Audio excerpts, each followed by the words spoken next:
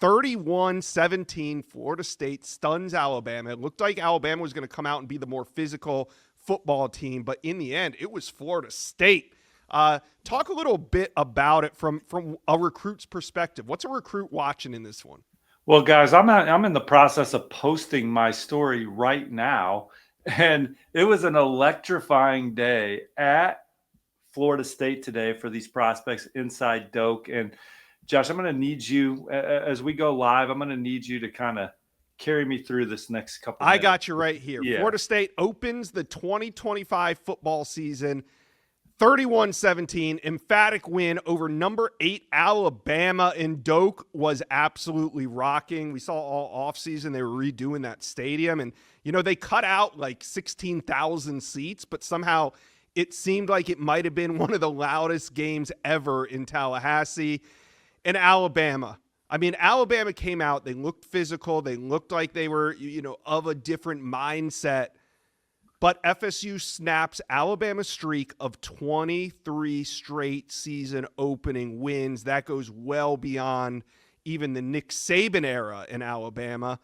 And Florida State took it to them. 230 yards on the ground compared to Alabama's 87 yards rushing. I mean, the way FSU's defense kind of, I don't want to say laid down on the first drive, but, Alabama had their way with that front seven and, on the ground especially, and somehow, some way, it seemed like Alabama just got a little bit away from playing that physical brand of football that they brought in when the game started. Florida State got them on their heels. Before you know it, they go to halftime with a 7-point lead. I think they entered the fourth quarter with a 14-point lead. So just an absolute stunner if you're an Alabama fan, and what a way to start the season if you're a Florida State fan. Look, you called it. That's where the hype was, but in the end, it's that ACC team taking down another SEC opponent. So, Steve, you called one it, quarterback, Josh. Kavian. Yeah, go ahead. You called this Florida State win on the Wiltfong whip around on Monday, said that the Seminoles were going to get it done. And we talked about it on Whip Around, Inside Scoop, and other shows leading into the season. We've seen Notre Dame go 4-8. Fire the coordinators, get a new strength coach, bounce back, win 10, eventually make some college football playoffs, obviously make the national title game. Michigan, that COVID year, such a forgettable year for the Wolverines. People wanted to run Harbaugh out of town, made some staff changes, made some strength coach changes, bounce back, ultimately win 3 Big Ten titles in the national championship. And here is Florida State. Forgettable year, dismal year, 2-10. Can't believe it happened. But Mike Norvell makes all those staff changes, goes out and gets Coach Tony White from Nebraska, Coach Gus Malzahn, adds guys like Evan Cooper, Terrence Knighton to the staff. And this was a Florida State team that came out and played very physical. As you said, ran the football. It was a lot of guys that went out there and dominated the running attack for Florida State in this game, from Castellanos to Danzy to Chroma to Sawchuk. You see the transfer portal wins, the recruiting wins, the smart NIL dollars spent in this offseason. And Florida State is off and running, looking like they're going to be the bounce back team of 2025. And the remarks coming in from recruits already resonating. They said that atmosphere in the stadium was electrifying. We saw fans rushing the field. Comments like FSU is building something real special. They're leading in my recruitment. This performance says a lot about Coach Mike Norvell. They had some key targets on campus. They had the recruits from the number 15 ranked recruiting class, many of them back on campus. They were already believers. This win validates their belief in this program. About the only good thing that didn't happen today, Josh, is that the number 3 quarterback in the country, Texas A&M commit Jace Johnson, did not make it to campus. But you were about to tee me up on the number 1 quarterback in 2027, Kavian Bryant, who did make it to campus. He was on his way when I talked to his dad earlier this afternoon. During the noon slate of games, they were on the plane about to take off. So I'm not sure what time they arrived, when they got inside Doak, or what's happening with that. I just know that he was on the way, and they were very excited to get to Florida State. Yeah, just an incredible game. And, look at it. Isaiah Williams has since flipped from Ole Miss to Florida State on this graphic. But getting guys on campus like a Jay Lamar, like a Mark Matthews, DQ Forkpa. I mean, those linebackers were firing on all cylinders in this game. It's got to be a great way for Florida State to kind of remove that 2-10 feeling that recruits had coming into this one.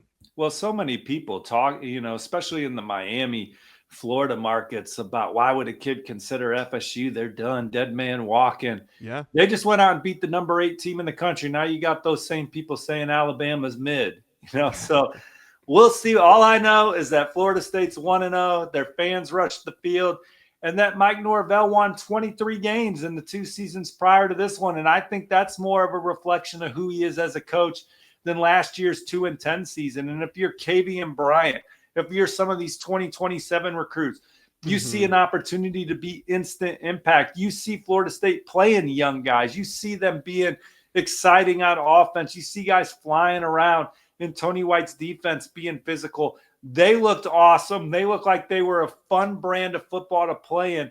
And the recruits that have already commented, it's resonated, the day resonated with them. And Florida State is going to land a lot of these guys that visited. Now, many of them are in the 2027 class. So for some, that is not going to be tomorrow. But Right. These are, recruiting is a game of inches. And they took some massive steps forward with some kids in 2027 and 2028 with the way they performed today. Florida State, their staff already does a great job of building meaningful relationships with top targets. I think that from an NIL standpoint, we've seen them flex on the trail. Usman Kroma, who was running his tail off today, who was flexing on the field as a true freshman, they beat Auburn. They beat Georgia at the end of his process. NIL, very relevant in that recruiting win. So Florida State, we can see them flex when they need to in modern recruiting. They have the top 15 class. And if they continue to win at this clip, they're going to be Spatula U in November, one of the programs flipping top targets as they missed out the first time. Yeah. And, there was a point, not last season, we weren't saying this too often, but Mike Norvell was kind of known as a transfer portal king coming off that season with Jared Verse and all of them. But if you looked at the field, the roster that they're fielding today, I mean, Tommy Castellanos, James Williams on the defensive line, you got Daryl Jackson, you got Earl Little, you got Roydell Williams. I mean, once again, Florida State shows, hey, if you want some playing time and you can make plays, we'll take you and we'll play you right away. That roster is almost all built with transfer portal players.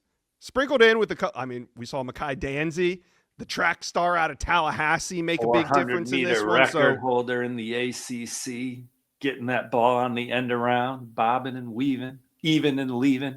Seminoles left Alabama behind. They're 1-0, man, and I'm just so happy to see it because we are in the diehard space. So in the diehard space, when you go 2-10, you get everything that you deserve coming at you from our readers but that doesn't mean that's your identity. And so for Mike Norvell and company, for them to reclaim who they are today in such a big way and kind of send that smoke towards Tuscaloosa, because now all of a sudden people are going to act like Kalen DeBoer isn't a good football coach or this job's too big for him. Kalen DeBoer's won everywhere he's been. Filling Nick Saban's shoes ain't easy, as we're seeing. And there's been some growing pains at Alabama. But right now, Florida State 1-0. And last season is just long behind them. A win against Alabama in the opener, it'll erase a lot of those bad feelings that you had from last year. I mean, Florida State opened the season in 2017 against Alabama. That famously was the year that they drove Jimbo to Texas A&M. I mean, it was all bad opening against Alabama in 2017. But here, Florida State wins 31-17. We'll be talking more about the Noles on the Inside Scoop. We'll be talking about them on the Wiltfong Whip Around. It was an absolutely huge weekend for Florida State at home in Doak against Alabama. So Florida State fans, talk to us. Were you at the game? Were you watching? Where at?